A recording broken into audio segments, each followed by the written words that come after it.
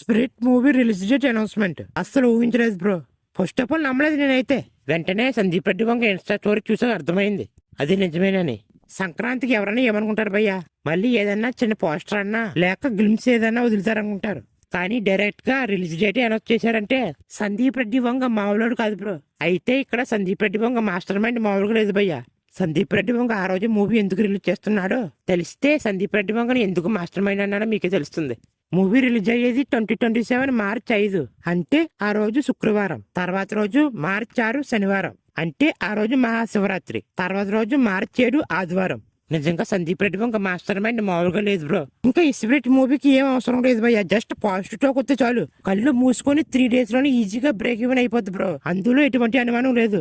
ఇంకా ఈ స్పిరిట్ మూవీని ఏకంగా 9 లాంగ్వేజెస్ లో రిలీజ్ చేస్తున్నారంట. తెలుగుతో పాటు Hindi, English, Tamil, Malayalam, Kannada, Chinese, Japanese, Korean భాషలో రిలీజ్ చేస్తున్నారంట.